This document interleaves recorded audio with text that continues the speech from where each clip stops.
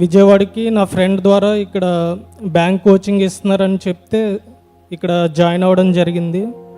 నేను 2021 నుంచి ఇక్కడే బ్యాంక్ కోచింగ్ తీసుకుంటున్నాను. ఇప్పటివరకు నేను మొత్తం ఒక 28 ఎగ్జామ్స్ రాశాను. 28 ఎగ్జామ్స్లో నేను ఫెయిల్ అయిపోయాను. 29వ ఎగ్జామ్లో దేవుడు నాకు ఈరోజే మధ్యాహ్నం 2:30 టైంలో రిజల్ట్ వచ్చిందండి. స్టేట్ బ్యాంక్ నుంచి స్టేట్ బ్యాంక్లో క్లర్క్గా జాబ్ వచ్చింది. ఈ సాక్ష్యం చెప్పాలని చాలా రోజుల నుంచి ఎదురు చూస్తున్నాను. దేవుడిని ఎప్పటి నుంచి అడుగుతున్నాను, దేవ నాకు కూడా అవకాశం ఇవ్వు, నేను కూడా స్టేజ్ ఎక్కి నీ కోసం చెప్పాలి, నువ్వు చేసిన మేలు నేను చెప్పాలని చెప్పి. మా ఊరు నుంచి ఫస్ట్ గవర్నమెంట్ జాబ్ ఏదైనా ఉందంటే నాదేనండి. దేవుడి గొప్ప మేలు చేశాడు. మా పల్లెటూరులో చదువుకునే వాళ్ళు తక్కువ మంది, అందులో జాబ్ ప్రిపేర్ అయ్యే వాళ్ళు అసలు ఎవరు లేరు. దేవుడి అవకాశం ఇచ్చాడు. చాలా మంది చాలా మాటలు అన్నారు, దేవుడు ఏం చేస్తాడని. ఈరోజు నేను వాళ్ళందరి ముందు ఒక సాక్షిగా నిలబడ్డాను దేవునికి. మొదటిగా దేవునికే మహిమ. చాలా చెప్పాలని ప్రిపేర్ అయ్యాను, మర్చిపోయాను. ఈ చిన్న సాక్షిని దేవుడు దీవించిన గాక. Praise the Lord. ఒకసారి గట్టిగా చప్పట్లు కొట్టి ప్రభునామని మహిమపరుదామా. సమస్త ఘనత మహిమ యేసయ్యకి చెల్లునుగాక. ఒక మాట మాత్రం చెప్పగలిగాడు, మా ఊరి నుండి దేవుడు మొట్టమొదటి గవర్నమెంట్ ఎంప్లాయీగా నన్ను నిలబెట్టుకున్నాడని. హల్లెలూయా. అది చాలు. దేవుడు ఇంకను రానున్న దినాల్లో బహుబలంగా దేవుని పాత్రగా వాడుకొని ఆయన మహిమార్థంగా నిలబెట్టుకోవాలని, అదే పోస్ట్కి అది ఇంకా మంచి ప్రమోషన్స్తో దేవుడు తమ్ముడిని దీవించాలని మనసారి కోరుతున్నాను. మా అమ్మగారి గురించి చెప్పాలని చెప్పి వచ్చానండి. లాస్ట్ మంత్ హోల్ నైట్ ప్రేయర్కి వచ్చాము ఇక్కడికి.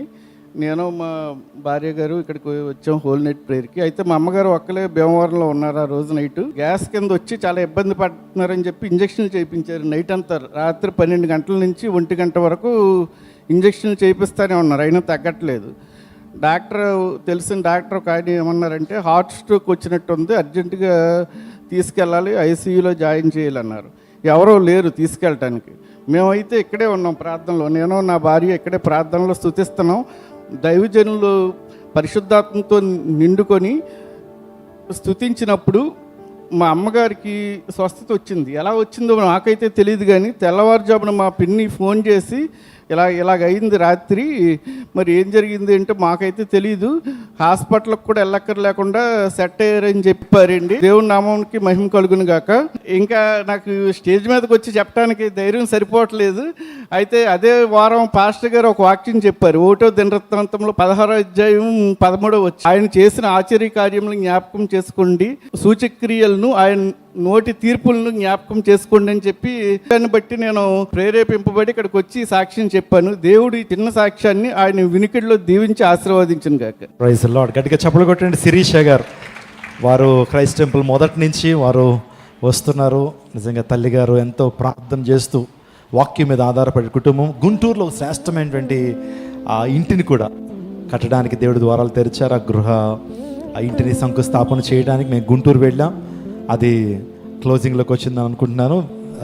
ఇంకా 4 నెలల్లో దానికి గృహప్రవేశ ఆరాధన జరగబోతా ఉంది. దేవుడు ఆయన నమ్ముకుంటుంటే ఆయన ఏనాడు సిగ్గుపరిచేటువంటి దేవుడు కాదు. ప్రియులు ఈరోజు అలా సాక్ష్యం చెప్తున్నప్పుడు నా మట్టుకు మీరు ఎంతగానో సంతోషించారు. దేవాదుడు వారి జీవితంలో గొప్ప కార్యాలు ప్రభువులో ఉండటమే అది గొప్ప కార్యం.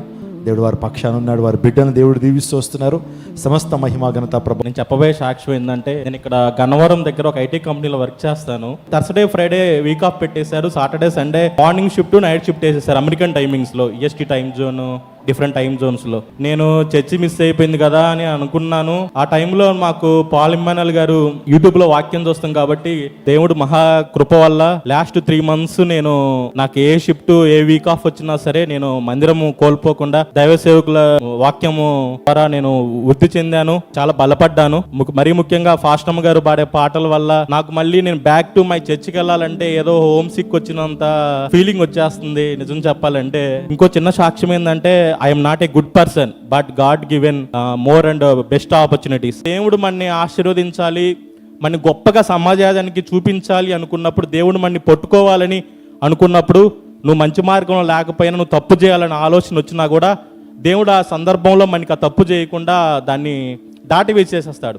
సో అలా నా జీవితంలో అనేక అద్భుతమైన కార్యాలు దేవుడు చేశారు.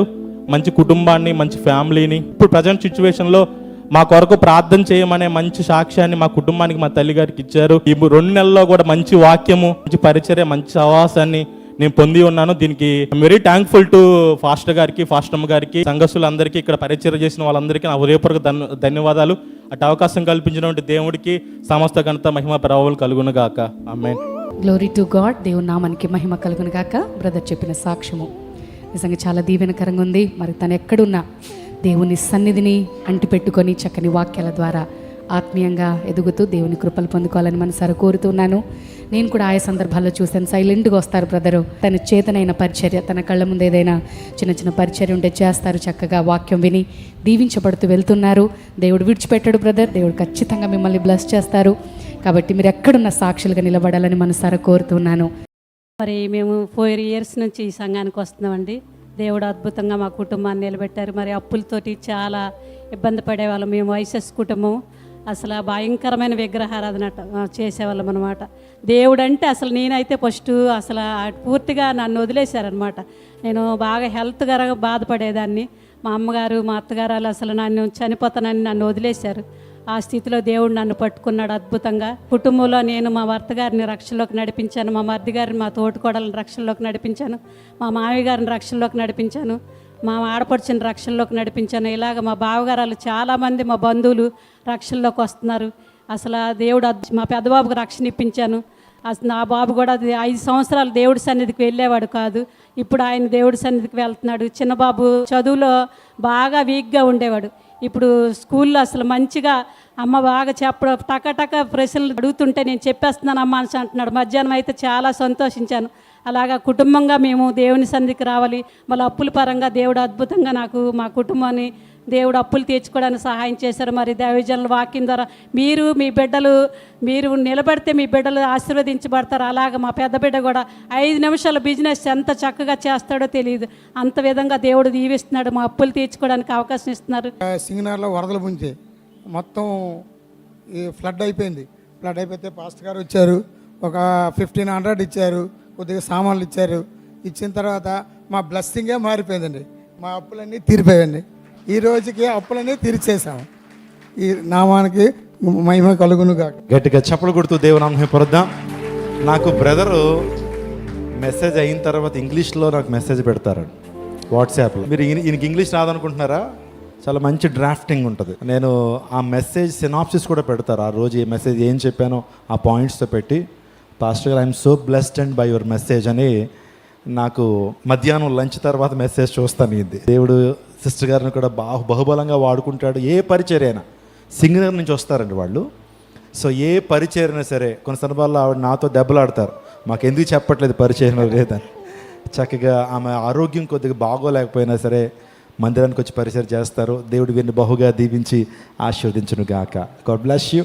ఇలాంటి కుటుంబాలు చాలా ఉన్నాయండి నిజంగా. క్రైస్ట్ టెంపుల్లో వారు నమ్మకంగా ఈ సన్నిధిని వెంబడిస్తూ దేవుని దీవెనలు పొందుకున్నారు. పిల్లలు వాస్తవానికి వారు దేవుని వాక్యాన్ని వింటూ కృపలో వారు వర్ధిల్లుతున్నారు, జ్ఞానంలో వారు వర్ధిల్లుతున్నారు.